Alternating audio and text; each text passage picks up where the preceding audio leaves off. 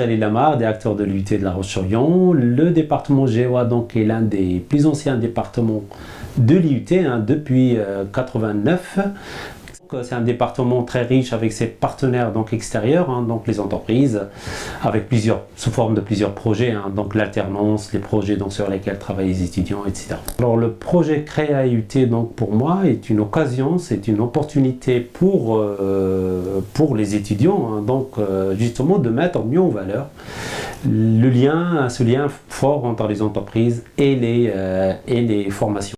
Je suis Sabine Fraioli, je suis professeure en management, en marketing, dans le département GEA de La Roche-sur-Yon. Nous proposons à nos étudiants plusieurs concours pour les sensibiliser à l'entrepreneuriat étudiant. Et depuis peu, nous adhérons à l'association Créa IUT qui propose à nos étudiants d'accompagner un porteur de projet dans sa démarche de création d'entreprise. L'année dernière, nous avons trouvé une jeune créatrice qui avait le projet de créer un food truck dans l'agglomération de La Roche-sur-Yon. Et mes étudiants l'ont accompagné pendant plusieurs mois et sont intervenus au niveau communication, au niveau marketing, au niveau comptable pour l'aider à présenter un projet viable. Je m'appelle Marion Seillet, j'ai 23 ans. Voilà. J'ai fait une formation en bac pro restauration et ensuite un BTS en communication.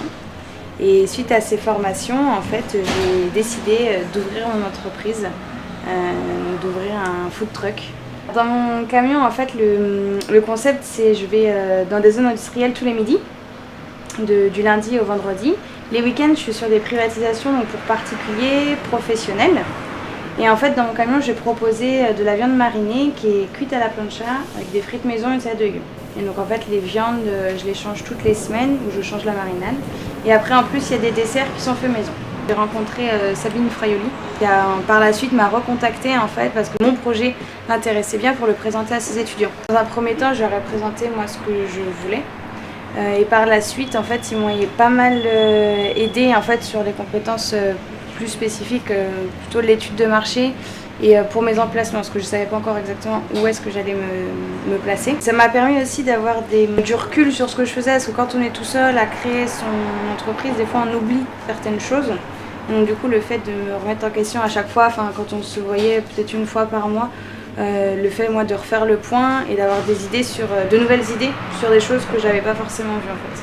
Moi j'ai été nommée coordinatrice dans le projet, donc mon but c'était vraiment un peu de mettre en relation toutes les personnes du groupe, savoir ce qu'il y avait à faire, comment on se répartissait les tâches, à quel moment.